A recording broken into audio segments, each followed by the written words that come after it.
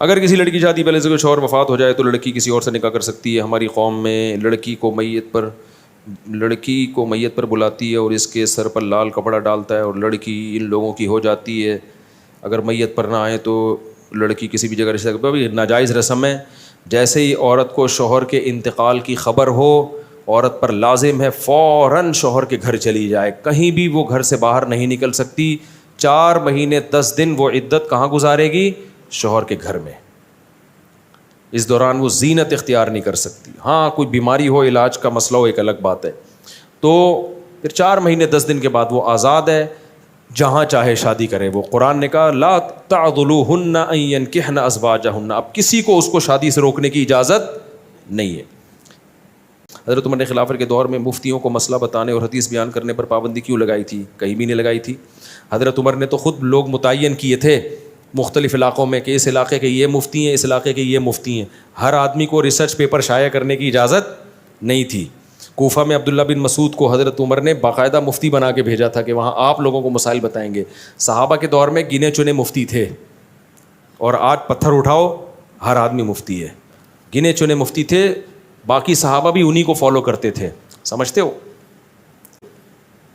بخاری کی حدیث 4108 ہے کہ حضرت امیر معاویہ نے حضرت ابن عمر سے کہا کہ میں تیرے والد سے زیادہ خلافت کا حقدار ہوں. حالانکہ خلفائے راشدین تو نبی پہلے ہی 4 بتا چکے ہیں.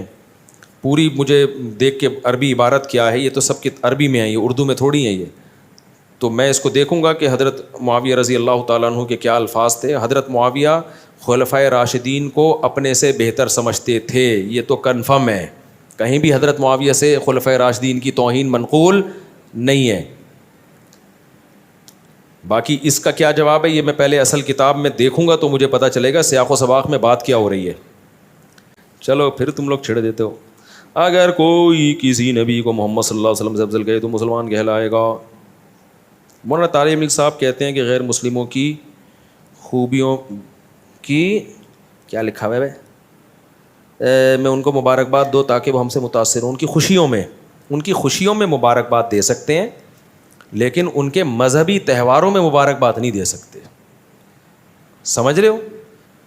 ان کسی کی غیر مسلم کی شادی ہو گئی, بچہ ہو گیا, پاس ہو گیا, اس میں مبارکباد دو.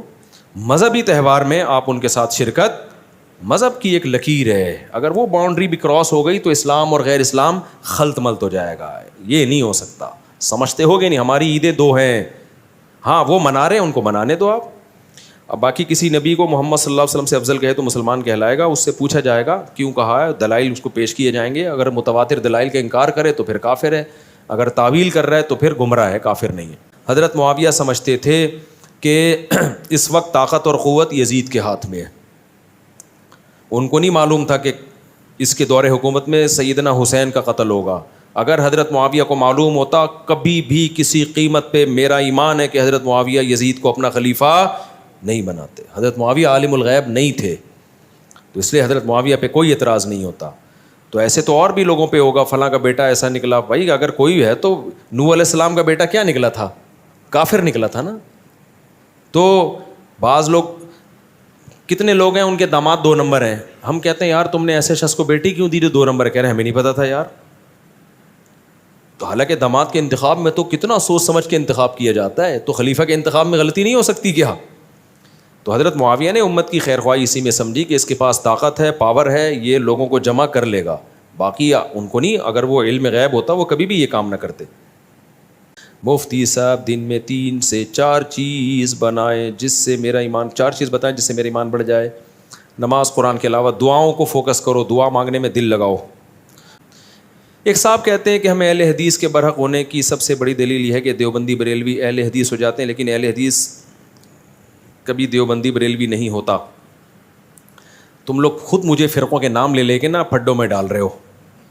بعض اہل حدیث, میں اہل حدیثوں کا احترام کرتا ہوں, ان کے بارے میں جو میرا موقف ہے کئی بار بیان کر چکا ہوں. لیکن یہ جو اہل حدیث دعویٰ کرتے ہیں نا کہ دیوبندی تو اہل حدیث ہو جاتے ہیں, اہل حدیث دیوبندی نہیں ہوتے, یہ مشاہدے کے خلاف ہے. کبھی خوشبو لگا کے آؤ, میں آپ کو بتاؤں گا بہت سارے اہل حدیث تھے جو کیا بن گئے, دیوبندی بن گئے. ابھی پرسوں میری بندے سے ملاقات ہوئی, اس کا پورا خاندان اہل حدیث ہے, خود بھی اہل حدیث تھا, تو وہ ادھر کنورٹ ہو گیا, فقہ حنفی کو فالو کر رہا ہے. تو یہ اور ایسے بھی ہوتا ہے کہ کچھ ادھر چلے جاتے ہیں. تو ایسے نہیں کہ آپ کو جب تک نالج نہ ہو آپ بیٹھ کے دعوے کرتے رہو. ہم نے کسی عالم سے سنا ہے کہ اگر کوئی صبح کی سنت پڑھ رہا ہو اور اسی دوران جماعت کھڑی ہو جائے تو وہ نماز توڑ کر جماعت سے نماز پڑھے. نہیں، ایسا نہیں ہے بھائی. فجر کی 2 سنتیں مکمل کر لے. مفتی رشید احمد خورشید صاحب نے اس پہ کلپ بھی ریکارڈ کروایا ہے. میں بھی کسی وقت کلپ ریکارڈ کروا دوں گا. اچھا بھائی، سلام کے بعد عرض گزارش ہے کہ مجھ سے بہت ساری نمازیں قضا ہو گئی ہیں، نامعلوم اس کی ادا کیسے کریں. گوگل پہ جائیں، یوٹیوب پہ میرا ایک کلپ ہے، سرچ کریں قضائے عمری ادا کرنے کا طریقہ. اس میں پورا طریقہ لکھا ہوا ہے. میری والدہ کی وراثت میں کس کا کتنا حصہ ہے؟ بھائی مجھے کیا پتہ کتنے وارث ہیں آپ کو. والدہ کے والدہ زندہ ہیں یا نہیں ہیں، ان کا بیٹا بیٹیاں ہیں یا نہیں ہیں، شوہر ہے یا نہیں، تو اس کے بعد ہی بتایا جائے گا. صرف والد کی وراثت میں کس کا، جتنا والدہ کی وراثت میں ہوتا ہے اتنا ہی والد کی وراثت میں ہوتا ہے. کوئی فرق نہیں ہے اس میں. نماز جنازہ میں ہاتھ چھوڑ کر سلام پھیرنا، جب سلام پھیرنے کا وقت ہے تو ہاتھ چھوڑ دیا جاتا ہے. جب دائیں بائیں سلام پھیرتے ہیں کیونکہ قیام کی سنت ہے نا، قیام ختم ہو گیا. اچھا بھائی، قبروں پر ہاتھ اٹھا کر دعا یا ہاتھ باندھ کر یا ہاتھ چھوڑ کر، قبروں پر ہاتھ اٹھا کے دعا کرنا جائز ہے، لیکن کہیں شرک کا وہم ہو نا، کہیں قبر پرستی ہوتی ہو تو وہاں پھر جائز نہیں ہے، کیونکہ لوگ سمجھیں کہ آپ قبر سے مانگ رہے ہو. جہاں یہ وہم ہی نہ ہو تو پھر کیونکہ اللہ سے مانگ رہے ہیں نا. میں ایک بریلوی لڑکی کو پسند کرتا ہوں اور وہ بھی کرتی ہے، اور یہ بات ان کے گھر میں بھی پتہ ہے. بریلویوں کو نہیں پتہ ہونی چاہیے. اگر پتہ چل گئی نا کہ بریلوی لڑکی کسی دیوبندی کو پسند کر رہی ہے، کہہ رہے ان کے گھر کو بھی پتہ ہے، مجھے بھی پتہ ہے، پتہ ہو، لیکن بریلویوں کو پتہ لگ گیا نہیں چھوڑیں گے تمہیں وہ. اور یہ بات ان کے گھر میں بھی پتہ ہے، لیکن وہ بریلوی عالمہ بن رہی ہے اور کہتی ہے کہ آپ صلی اللہ علیہ وسلم مانگ سکتے ہیں دعا، آپ سے دعا بھی مانگ سکتے ہیں اور بھی ایسی چیزیں. کیا ابھی ان سے امید رکھوں یا تعلق چھوڑ دوں؟ ان کو بریلوی علماء ہی کے فتوے دکھا دیں آپ. بہت سے بریلوی علماء کہتے ہیں نبی سے مدد مانگنا جائز نہیں ہے، انہی کے اپنے فتوے موجود ہیں. اور ویسے بھی جب وہ عالمہ بن رہی ہے تو قرآن میں جگہ جگہ وہ خود پڑھ لے گی وَمَن يَدْعُ مَعَ اللَّهِ، جو اللہ کے علاوہ کسی کو پکارتا ہے تو اللہ نہیں چھوڑے گا اس کو. إِيَّاكَ نَعْبُدُ وَإِيَّاكَ نَسْتَعِينُ، اللہ ہم تجھی سے مدد طلب کرتے ہیں، تجھی کو کی عبادت کرتے ہیں، تو اور کیا رہ گیا. تو اس کو آپ یہ سمجھا دیں، سمجھ جائے تو شادی کر لیں، نہیں سمجھ جائے تو چھوڑ دیں اس کو.